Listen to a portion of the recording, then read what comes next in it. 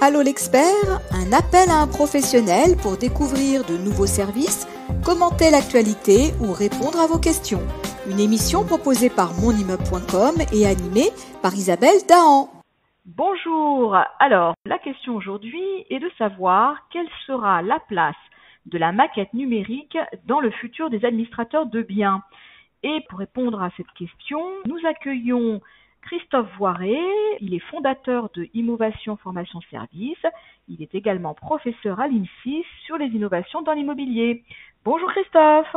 Bonjour Isabelle. Alors cette maquette numérique, on en entend beaucoup parler, mais nous ce qui nous intéresse c'est en quoi ça va peut-être accompagner les administrateurs de biens dans un futur qui sera peut-être un avenir très proche. Oui, si tu veux, en préambule, d'abord, je pense que effectivement les administrateurs de biens, d'abord c'est un métier qui est en pleine évolution. Entre les assemblées générales à distance, entre les logiciels de communication entre les syndics et les copropriétaires, il y a une grosse part de digitalisation dans leur métier qu'il faut absorber, si bien en matière d'achat de matériel que de formation du personnel, et je pense qu'effectivement c'est assez compliqué pour eux. Et la maquette numérique, elle arrive là-dessus, elle est déjà là depuis un moment, sauf que, il fallait que ça rentre dans les usages qui n'étaient pas forcément le cas. Alors, elle était présente, mais plutôt dans le bâtiment et pas trop dans le neuf, voilà, c'est ça, dans la promotion immobilière, dans la construction, mais pas trop dans nos anciennes copropriétés. Non, parce que effectivement, la maquette, si elle n'est pas prévue dès la construction, c'est plus compliqué. De la construire. Et puis, en termes de coûts, si elle n'est pas prévue au départ, sur un bâtiment existant, jusqu'à maintenant, ça coûtait très cher. Les techniques utilisées, elles ont beaucoup évolué, que ce soit les scanners ou les nuages de points. Et du coup, on arrive à avoir des maquettes. Alors, la maquette, il faut la visualiser à l'écran. C'est une perception du bâtiment sous tous les angles, directement en informatique. Donc, à l'écran, tu vois le bâtiment sous toutes ses coutures. Donc, c'est ça qu'il était difficile jusqu'à maintenant de reconstruire. D'accord. Et donc, alors moi, je comprends bien ce que c'est et à quoi ça peut servir, mais ce que je comprends pas forcément, c'est pour les administrateurs de biens, quel va être le bénéfice? Eh bien, par exemple, actuellement, depuis très peu, depuis le mois d'octobre, les administrateurs de biens sont tenus de donner les consommations d'énergie du logement au locataire qui va rentrer dans ce logement. Eh bien, il est évident qu'avec la maquette numérique, non seulement on va pouvoir avoir les consommations passées, mais comme on pourra faire des projections, on pourra aussi avoir les consommations futures.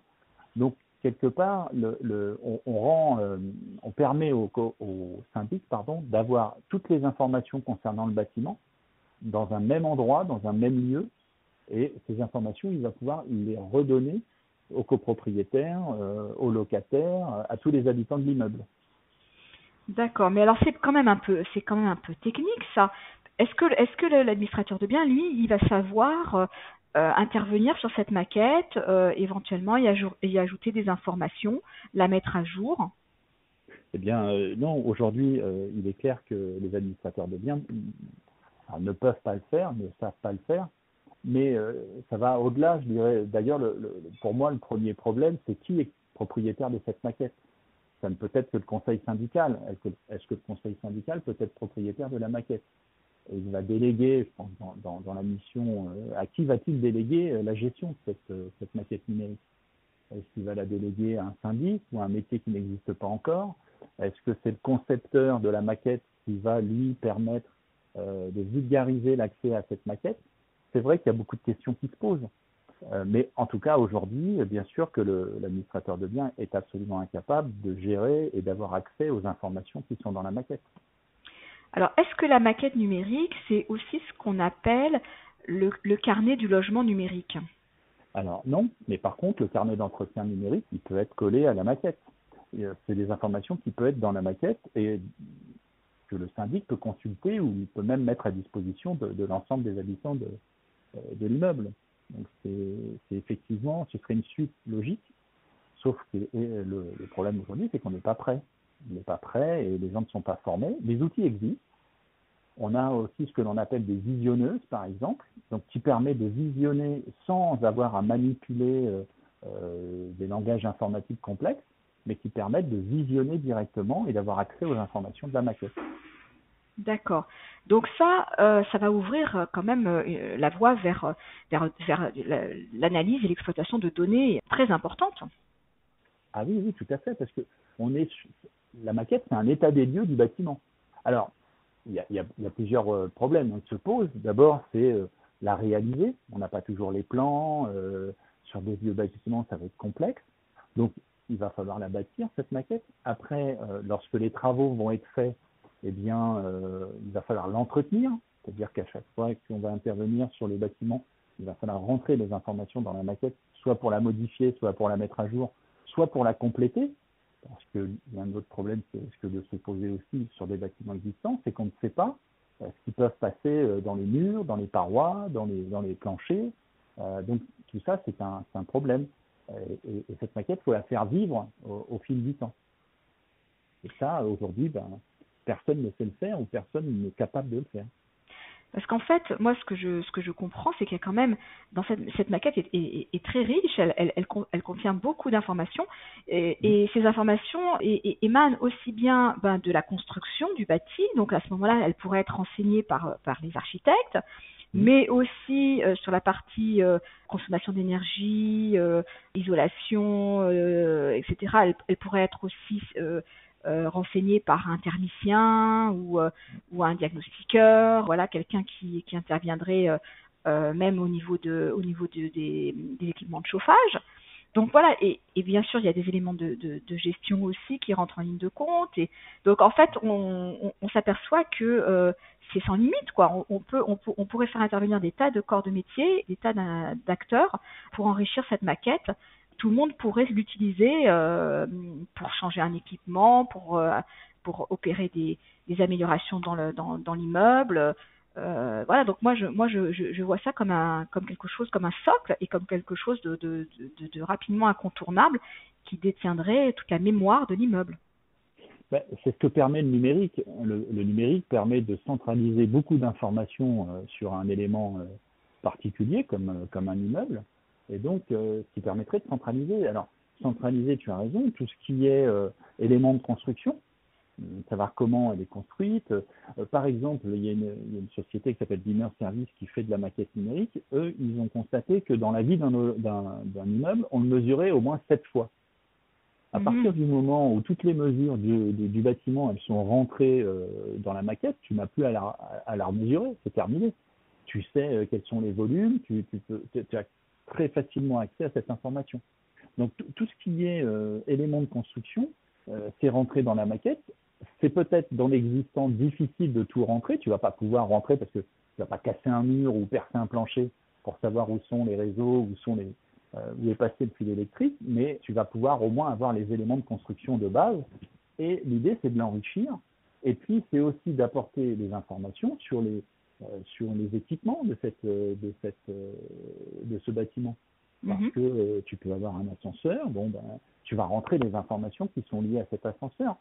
Tu as, je sais pas, de la VMC, tu as des éléments de chauffage, tu as tous ces éléments d'équipement. Eh bien, tu vas pouvoir rentrer les informations, savoir où ça passe, comment ça passe. Et l'avantage de la maquette, c'est que tu vas prévoir un certain nombre de choses. Tu vas pouvoir prévoir l'entretien puisque certainement, il est évident qu'on va pouvoir avoir des objets connectés au niveau de ces équipements qui vont nous donner des informations sur l'équipement à l'intérieur du bâtiment. Et c'est de faire en sorte, avant que le problème se pose et que l'ascenseur ou la VMC tombe en panne, prévoir l'intervention d'un technicien qui éviterait aussi beaucoup de problèmes à la fois aux copropriétaires comme au syndic. Donc c'est vrai que cette maquette, elle est riche, elle est pleine d'informations, mais à côté de ça, eh bien, elle va permettre d'éviter des problèmes et de pouvoir réagir avant que le problème arrive. Et je pense que pour le syndic, c'est super valorisant. Bon, écoute Christophe, on voit qu'on est peut-être au début d'une ère nouvelle. Et alors, j'espère qu'on arrivera au bout, mais c'est prometteur et ça donne vraiment envie. Alors, si tu me permets, j'ai un dernier élément parce que c'est quelque chose dont aujourd'hui on ne tient pas forcément compte ou dont on ne veut pas entendre parler. C'est que la loi énergie-climat met des obligations vis-à-vis des bailleurs de réaliser des travaux dans la copropriété pour passer de passoire thermique à une étiquette énergie qui est E. D'abord, la première question qui me vient à l'esprit, est-ce que tous les bâtiments aujourd'hui qui sont passoires thermiques vont pouvoir passer en E? J'en suis pas certain. Et quand j'en parle autour de moi, beaucoup me disent non, ce sera pas possible parce que on ne pourra pas isoler, on ne pourra pas changer les éléments de chauffage comme on veut pour la rendre aussi efficace. Donc, qu'est-ce que l'on fait de ces bâtiments? Déjà, donc, à partir du moment où tu as pu construire ou commencer à construire la maquette, eh bien, tu vas pouvoir anticiper la fin de vie du bâtiment pour qu'il passe à autre chose. Et ça aussi, ça me semble super important, parce qu'on est encore en train d'anticiper la vie du bâtiment dans le futur.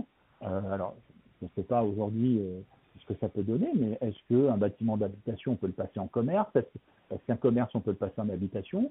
Et est-ce que, du coup, c'est prévisible grâce à la maquette qui va te dire, mais attention, compte tenu de la loi et des obligations, on ne va pas pouvoir aller plus loin que ça. Voilà. Alors là, c'est un peu compliqué parce qu'on est quand même en propriété privée et on peut pas mettre les gens dehors. Non, mais en tout cas, si tu ne satisfais pas aux obligations réglementaires, si ton bien devient invendable parce que l'étiquette elle est mauvaise, on parlait de valeur verte du bâtiment, qu'est-ce qu'on en fait? Ça c'est sûr que c'est une préoccupation, parce que pour l'instant, on ne comprend pas encore l'incidence que ça a sur la valeur du patrimoine. Et petit à petit, c'est insidieux, mais petit à petit, ça se met en place.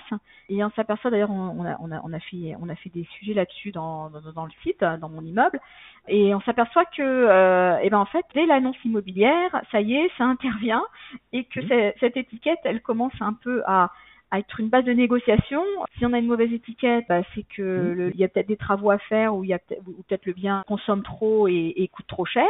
Donc, à choisir, est-ce qu'on prendra pas plutôt un bien équivalent mais avec une meilleure étiquette, ou est-ce qu'on négociera pas le prix parce que il y a peut-être justement un surcoût par la suite.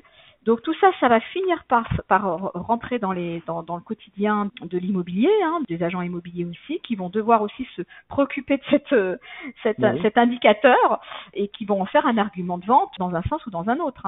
Mais bien sûr. Et tu sais, moi je te disais, il y a une quinzaine d'années que je m'intéresse au sujet parce que j'ai été certifié DPE il y a 15 ans. Et il y a 15 ans, on faisait des projections sur justement quels allaient être les inconvénients d'un logement qui ne serait pas thermiquement bien isolé ou qui aurait des consommations d'énergie très fortes, quelles allaient être les répercussions. Donc déjà, on l'anticipait, si tu veux là. Aujourd'hui, on y est parce que le prix des énergies augmente, parce que il y a aussi une conscience verte des gens. Eh bien, voilà, qu'est-ce que l'on fait? Effectivement, tu as raison, il y a des biens qui vont se dévaloriser parce qu'ils ne seront pas énergétiquement, raisonnablement ou raisonnables en consommation. Voilà. Donc, en fait, tout se rejoint. Donc, on s'aperçoit on est parti de la maquette numérique pour arriver à l'étiquette énergétique. Oui, bien sûr. Et tout est lié. Et voilà, et tout est lié, la boucle est bouclée. Donc Christophe, merci beaucoup pour cet échange, parce que ça nous ouvre d'autres horizons, on comprend un petit peu les enjeux de demain, et je pense qu'on aura l'occasion d'en reparler.